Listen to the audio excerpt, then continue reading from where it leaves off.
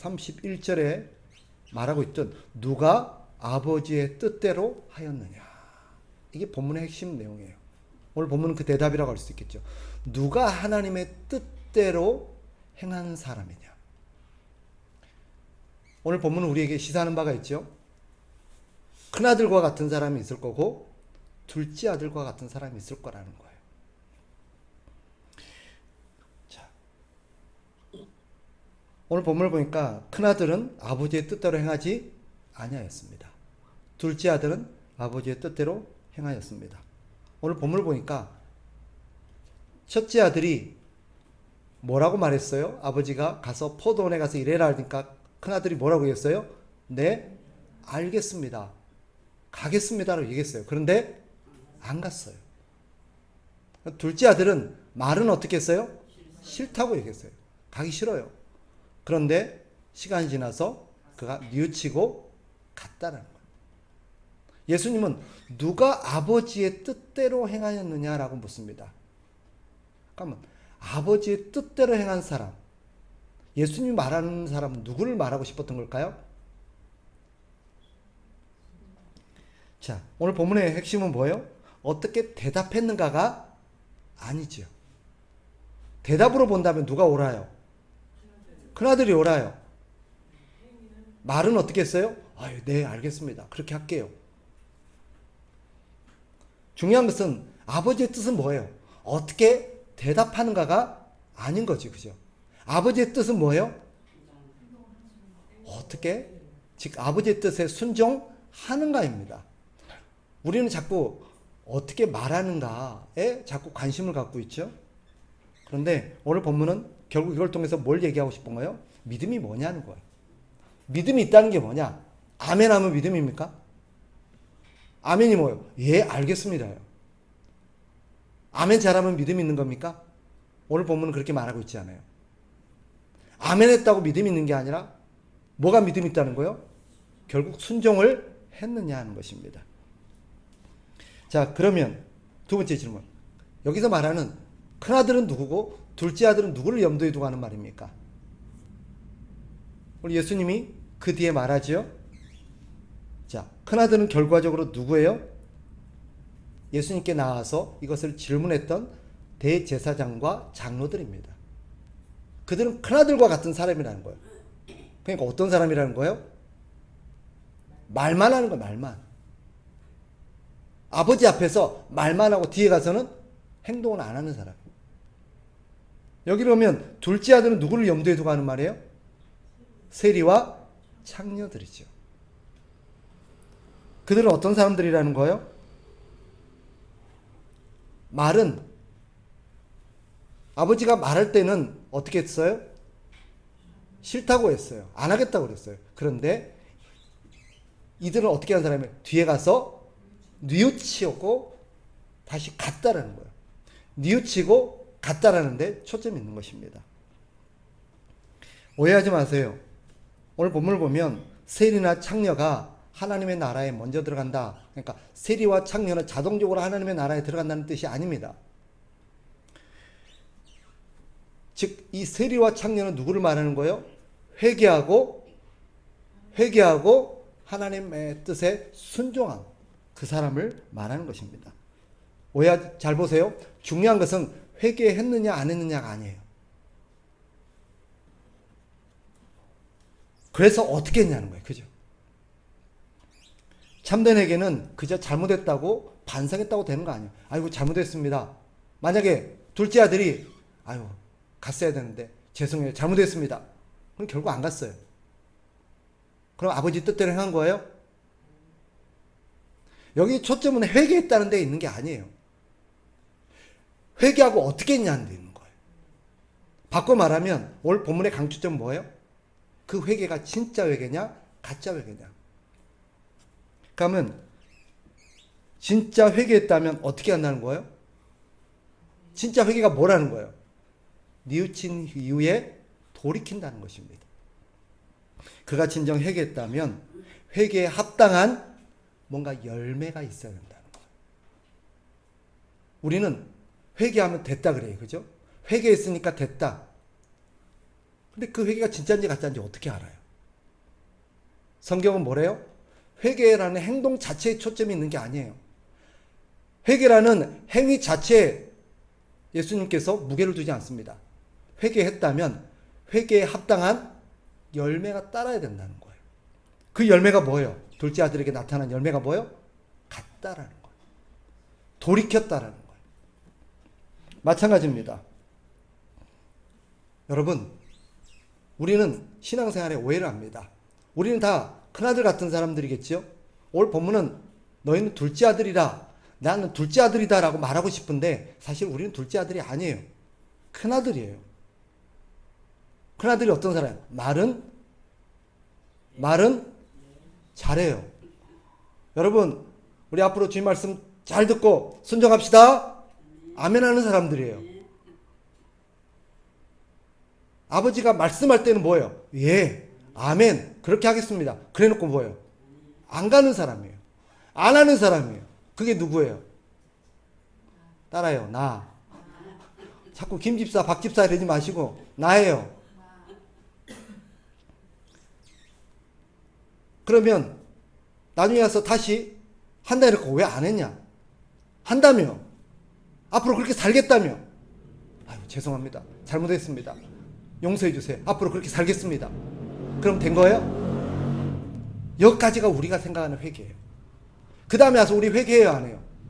하나님, 일주일 동안 내가 주의 말씀대로 살겠다 했는데, 기도하겠다 그랬는데 기도 못했습니다. 용서해 주세요. 앞으로 그리고 그 다음 주 어떻게 해요? 또 안 해요. 그게 무슨 의미가 있냐는 거예요. 그것은 사실 첫째 아들이에요, 둘째 아들이에요? 첫째 아들이에요. 우리는 회개했다는데 의미를 자꾸 둬요. 하나님 앞에 용서를 구했어요. 잘못해서 시인했어요.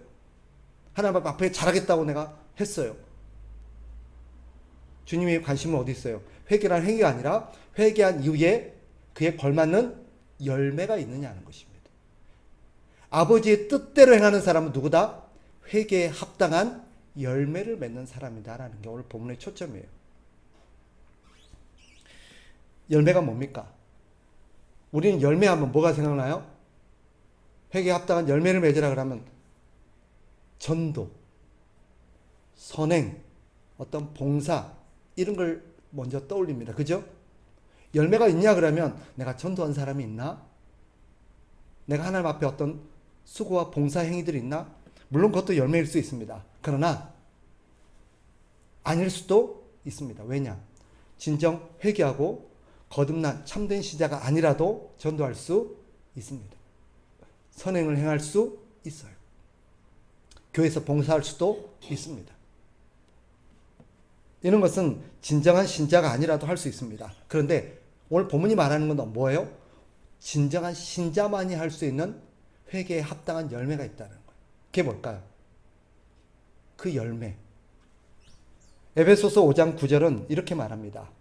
빛의 열매는 모든 착함과 의로움과 진실함에 있느니라. 빛의 열매는 모든 착함과 의로움과 진실함에 있느니라. 왜 빛의 열매라고 표현할까요? 예수님은 진리의 빛입니다. 하나님 아버지는 참 빛이라고 그러셨습니다. 그럼 우리는 누구예요? 빛의 자녀들이라고 말하잖아요. 빛의 자녀들에게 나타나는 합당한 열매가 뭐예요? 빛의 열매예요. 이게 바로 신자들이 맺어야 될 열매입니다. 참된 신자라면 그는 열매를 맺게 되는데 그 열매가 모든 착함과 의로움과 진실함이랍니다. 착함이 무엇입니까? 착함은 곧 선을 말합니다. 하나님의 뜻에 따르는 것을 선이라 그래요. 선. 착하다는 것은 말 잘 듣고 물론 맞습니다. 근데 그 말이 누구 말이에요? 우리는 사람 말 잘 들으면 아이고 착하다 이러죠. 그러나 사람 말 잘 듣고도 착하지 않을 수 있습니다. 성경이 말하는 착함은 뭐예요? 하나님 말씀을 잘 듣는 거예요. 그게 착한 거예요. 사람 말 잘 듣는다고 법 제도에 잘 따른다고 어떤 도덕과 윤리를 잘 따른다고 착한 게 아니에요. 성경이 말하는 착함은 곧 선이에요. 선은 뭐예요? 하나님 말씀을 잘 따르는 거예요. 그게 선이에요. 의로움은 무엇입니까? 하나님과 바른 관계를 유지하며 있는 거예요. 하나님과의 바른 관계를 유지하는 것. 하나님과 바른 관계가 뭐예요? 하나님은 내 인생의 주인이시고 나는 주님의 종이에요. 이 관계를 잘 유지하면서 하나님을 잘 섬기고 사는 관계를 말하는 거예요. 근데 하나님을 믿는다고 하면서 하나님을 사랑한다고 하면서 하나님을 자꾸 종부리듯이 하려고 하는 사람들이 있어요. 이건 하나님과 바른 관계에 있는 의로움이 아닙니다. 진실함은 무엇입니까? 이런 하나님 앞에서 보여지는 말씀에 순종하고 또 하나님 앞에서 종으로 살아가고자 하는 이런 모든 것들이 가식적인 게 아니라 진실한 마음에서 나오는 것을 말합니다. 그게 진실함을 말합니다. 우리는 진실함 없이도 가식적으로 겸손한 척, 의로운 척, 말씀에 순종하는 척 할 수 있습니다. 여기서 말하는 그게 아니라 마음에서부터 나오고 진실한 마음에서부터 우러나오는 착함과 의로움을 말하는 것입니다. 그러면 이런 열매를 어떻게 맺을 수 있습니까? 이런 열매는 내 힘으로 되는 게 아닙니다. 이것은 하나님과 바른 관계에 있을 때 자연스럽게 맺어지는 것입니다. 쉽게 표현하면 그 사람이 참된 신자라고 한다면, 바른 믿음이 있다고 한다면 자연스럽게 맺어지는 게 뭐예요? 열매입니다. 왜 그런가? 이것을 이해시켜 주기 위해서 요한복음 15장에 보면 포도나무와 가지 비유가 나옵니다. 거기서 하나님은 우리와 주님의 관계를 뭘로 비유합니까? 주님은 포도나무요, 나는 가지라고 말합니다. 열매는 어디에 맺혀요? 가지에 맺습니다. 가지에 맺히죠, 그죠? 그러나 가지가 열매를 맺는 걸까요? 나무가 열매를 맺게 하는 걸까요? 나무가 열매를 맺게 하는 거예요. 가지에서 열매가 나오지만 그 가지가 자기의 힘으로 열매를 맺는 게 아니에요. 나무가 공급해주는 수액과 여러 가지 영양분을 공급받아서 그 가지가 나무에 붙어 있으면 자연스럽게 맺어지는 게 뭐예요? 열매예요. 만약에 가지가 나무에서 떨어져 나가면 열매를 맺을 수 있을까요? 없을까요? 없어요. 왜? 가지는 스스로 열매를 맺을 수가 없기 때문에. 그럼 물어봅시다. 가지가 어떻게 열매를 맺을 수 있습니까? 그쵸? 가지가 열매를 맺을 수 있는 방법은 딱 한 가지예요. 나무에 붙어 있는 거예요. 나무에 딱 붙어 있으면 지가 뭔가를 열매 맺기 위해서 막 어떻게 해야 맺는 게 아니에요. 가지에 딱 붙어서 나무로부터 공급되어지는 것을 바로 받을 수만 있으면 뭐예요? 자동적으로 열매가 맺는 거예요. 이게 신자와 주님의 관계입니다. 따라서 바꿔 말하면 이런 회개에 합당한 열매, 빛의 자녀로서 맺어지는 이런 참된 열매가 있느냐 없느냐는 뭐예요? 내가 참된 신자냐 아니냐를 보여주는 하나의 증상이요, 하나의 결과물이라고 할 수 있습니다. 신자가 주님 안에 바르게 있을 때 우리는 열매를 맺게 됩니다. 그럼 어찌해야 될까요? 신자가 예수님께 잘 붙어 있어야 합니다. 그럼 지금 우리는 어떤 상태라는 거죠?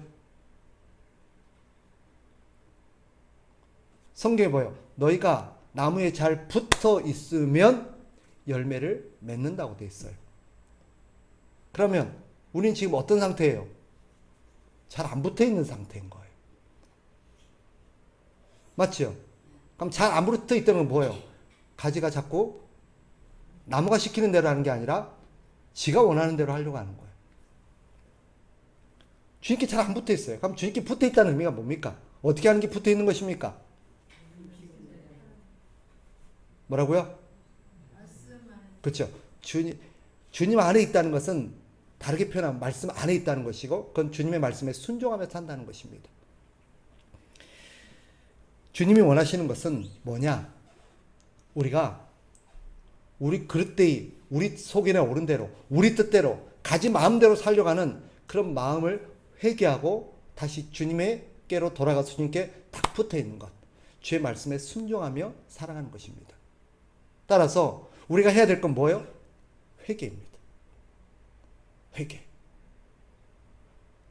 회개함으로써 우리가 다시 주님의 말씀 안에 거하는 것이 우리가 해야 될 것입니다.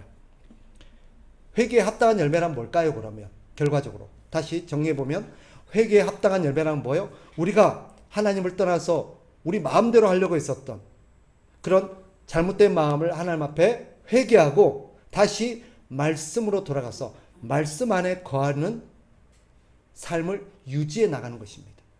그게 회개에 합당한 열매입니다. 이렇게 정리할 수 있습니다. 회개에 합당한 열매란 말씀을 따라서 지속적으로 말씀이 가르치는 대로 순종하며 살도록 자기를 갖고 나가는 것. 이게 회개에 합당한 열매입니다. 어떤 사람이 진짜로 회개했느냐 안 했느냐를 알 수 있는 회개에 합당한 열매는 뭐예요? 그 사람이 지속적으로 말씀대로 살아가려고 애를 쓰고 있는가? 말씀대로 살아가려고 노력하고 있는가? 자기를 계속해서 갖고 나가고 있는가를 보면 돼요. 아, 저 사람은 회개한 열매가 있구나. 자, 이것을 위해서 실제적인 4가지 좀 조언을 드리겠습니다.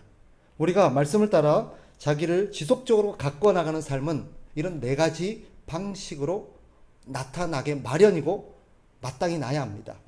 예외는 없습니다. 첫째, 내가 지금 왜 주님의 말씀에 순종하지 못하고 살지? 하나님의 말씀에 순종하며 살아야 된다는 마음의 소원은 다 있어요. 그죠? 여기서 우리가 참된 신자라고 한다면 하나님 말씀대로 살고 하나님 말씀에 순종하며 살고 싶은 마음은 다 있을 겁니다. 그죠? 그런데 실제적으로 내가 그렇게 잘 돼요? 안 돼요? 안 되잖아요. 그러면 어떻게 해야 돼요?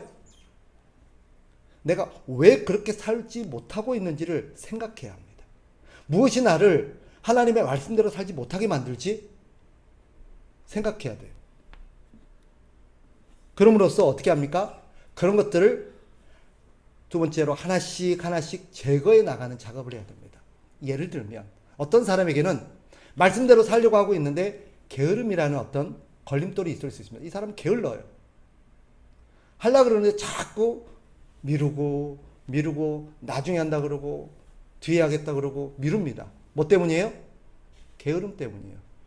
그러면 그 게으름을 제거해 나가야 돼요. 아, 내가 게을러서 그렇구나. 어떤 사람은 실제로 게으르지 않아요. 하고 싶어요. 그런데 너무 바빠요.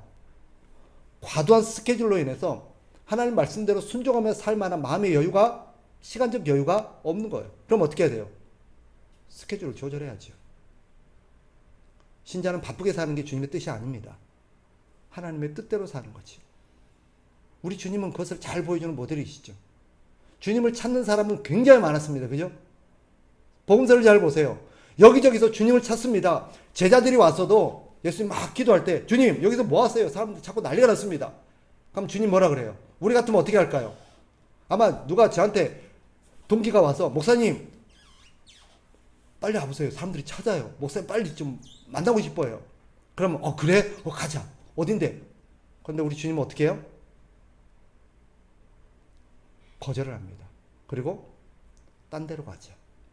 다른 마을로 가자. 내가 아버지의 복음을 전하러 왔다라면서 딴 데로 갑니다. 그 바쁜 시간에도 사람들이 찾는 그 많은 시간 밑에서는 사람들을 예수님을 기다린다고 사람들이 바글바글한데도 예수님은 제자를 데리고 산에 올라가서 기도합니다. 밤새도록. 이것은 우리에게 시사하는 바가 있어요. 오늘날 우리는 너무 바쁘게 살지, 그죠? 너무 바빠서 말씀에 순종할 시간이 없어요. 너무 바빠서 기도할 시간이 없어요. 너무 바빠서 성경을 볼 시간이 없어요. 어떤 사람은 술이 또 문제입니다. 술을 자꾸 끊어나가야지. 어떤 사람은 심지어 이런 사람도 있습니다. 하나님 말씀대로 살고 싶은데 몸이 너무 건강이 연약해요. 체력이 너무 약해요. 안 하는 게 아니라 이 사람은 뭐 하나 하고 나면 그냥 누워야 되는 사람이에요. 몸이 너무 약해요. 그럼 어떻게 해야 돼요? 어쩔 수 없지, 그죠? 운동을 해야 돼요. 몸이 약하고 체력이 약해서 하나님 말씀에 순종하지 못하는 것 역시 옳은 게 아니에요. 체력을 키워나가야죠. 나는 몸이 약해서 원래 안 돼요. 이건 무책임한 거예요. 절대 회개에 합당한 열매가 아닙니다.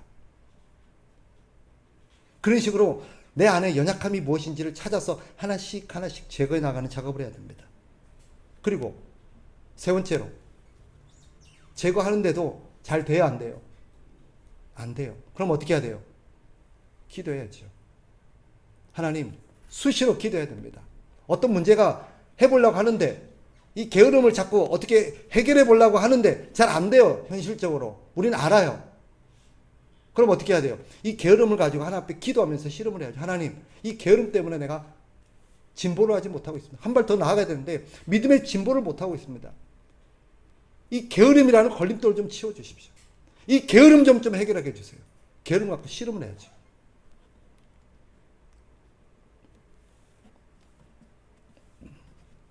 저도 이 얘기를 하면서 마음에 찔림이 참 많습니다.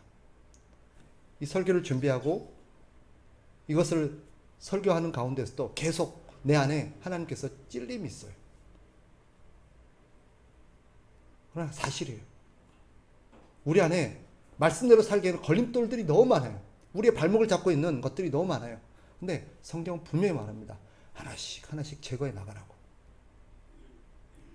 나중에 하나님 앞에 1000가지 10,000가지도 넘는 걸림돌을 가지고 하나님, 이렇게 많은 것들이 나를 방해해서 못했어요. 안 통할 겁니다. 장담합니다. 성경은 그런 것을 많이 가르칩니다. 핑계가 안 통해요. 그래서 하나씩 하나씩 언제까지? 주님 오시는 그날까지 그것을 계속해서 하나씩 하나씩 제거해 나가는 작업들을 해야 됩니다. 그리고 그것을 위해서 기도해야 합니다. 왜? 내 힘만으로는 불가능하기 때문입니다. 그래서 기도하라고 되어 있습니다. 기도하면 하나님이 능력을 주십니다. 마지막, 여러분, 하나님께서 주신 은혜의 방편이 또 하나가 있습니다. 예배의 자리 나오셔야 돼요. 교회에 나오셔야 돼요. 예배의 자리 중에서도 교회에 나오셔야 돼요. 여러분, 교회에 나온다는 의미가 뭔지 아세요? 집에서도 예배 가능해요, 안 해요? 가능해요. 산에서도 예배 가능하고요. 가능해요. 근데 왜 교회라는 모임에 나옵니까? 오해하지 마. 교회라는 것은 꼭 예배당으로 말하는 게 아닙니다. 우리 성도들이 모여있는, 함께 연합해서 하는 그런 모임을 말하는 것입니다. 성도들이 모임의 자리에 나와야 돼요. 우리는 여기서 모이니까 여기를 우리가 이 모임을 교회라고 말하는 거예요. 근데 여기 나와야 돼요. 교회 나온다는 의미가 뭔지 아세요? 나는 세상에 속한 사람이 아니라 하나님께 속한 사람이라는 신앙 고백입니다. 나는 세상 것보다, 세상에 속한 것보다 나는 주님께 속한 내 삶이 더 중요하다. 나는 세상보다 주님을 더 사랑한다는 신앙의 고백입니다. 그게 교회에 나온다는 거예요. 그러니까 세상을 뒤로하고 교회를 나오는 거죠.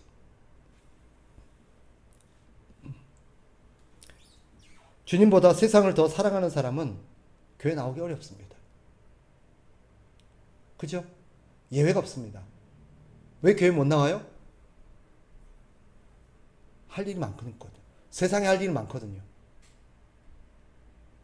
근데 잘 생각해 보세요. 교회는 할 일이 없어요? 하나님을 위해서 할 일 없습니까? 하나님을 위해서도 할 일 천지예요. 그죠? 기도도 해야 되고, 예배도 해야 되고, 성경도 읽어야 되고, 찬송도 해야 되고, 전도도 해야 되고, 얼마나 많습니까? 근데 이거는 왜 못해? 이거는 안 해도 되는 거예요? 덜 중요하기 때문이에요. 세상이 더 중요하기 때문에. 세상 일이 더 중요하기 때문에. 우리가 솔직히 그래요. 이것도 중요하고 저것도 중요하지만 오늘 여러분 여기 왜 오셨어요? 여기 왜 나와 있어요? 이게 더 중요하다고 보기 때문이에요. 나는 하나님께 속해 있고 하나님 말씀대로 사는 게 더 중요하다고 생각하기 때문이에요. 물론 예배에 못 나온 사람은 신앙이 없고 하나님을 사랑하지 않는다, 그렇게 말하는 것은 아닙니다. 그러나 우리가 알잖아요. 우리가 알잖아요. 말씀을 정리하겠습니다. 오늘 성경은 우리가 마지막 때를 살아가고 있다라고 말합니다. 때가 가까웠다. 가까웠다.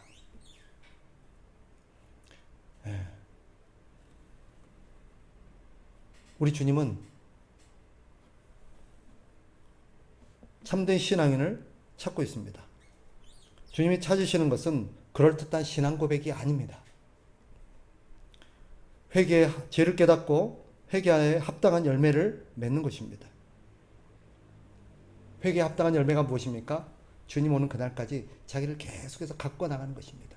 그래서 진정한 회개하는 사람은 회개에 합당한 열매로 자기를 말씀에 순종하는 사람이 되도록 지속적으로 갖고 나갑니다. 중간에 걸림돌 때문에 막힐 수 있습니다.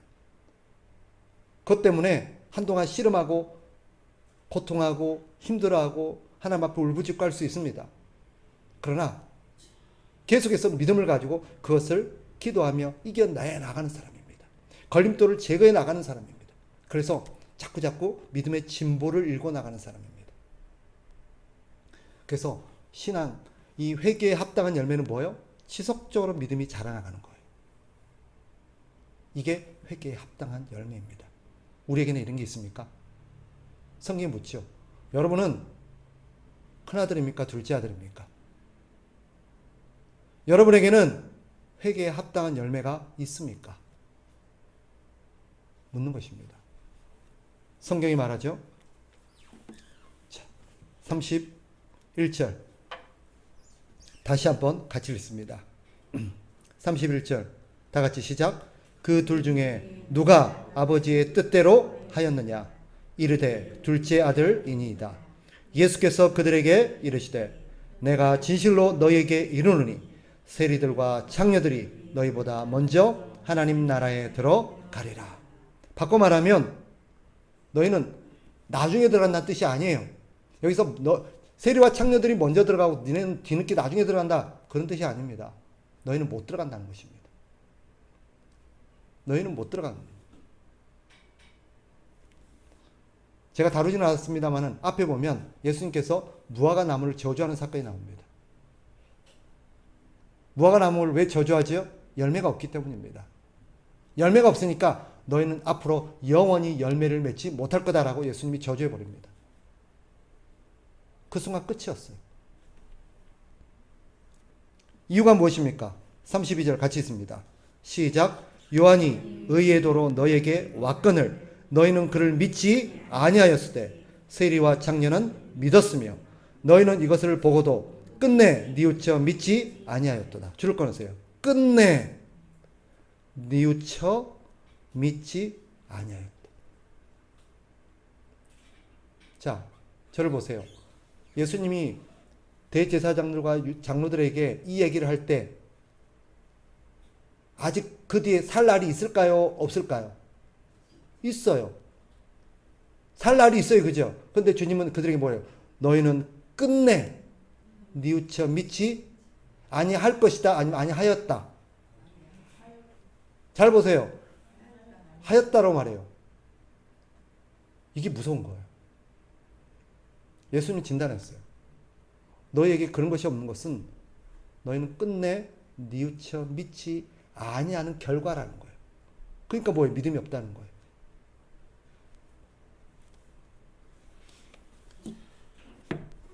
물론 장래의 회개의 가능성을 부정하는 게 아니에요. 여기서는 그걸 말하는 것은 아닙니다. 그러나 지금 우리 가운데 첫째 아들처럼 말만 하고 회개에 합당한 열매가 없는 것은 무서운 일일 수 있습니다. 그리고 그들은 결코 천국에 들어갈 수 없을 거라고 주님이 말씀하십니다. 그러니 우리는 이런 회개에 합당한 열매가 있는 것이 얼마나 감사하고 이게 하나님의 은혜인지 모릅니다. 다시 한번 우리는 이 계기를 통해서 각성하고 뉘우쳐 회개함으로써 회개에 합당한 열매를 맺고 살아가는 저와 여러분이 되어야 될 것입니다. 이런 은혜가 저와 여러분의 있기를 주의 이름으로 축복합니다.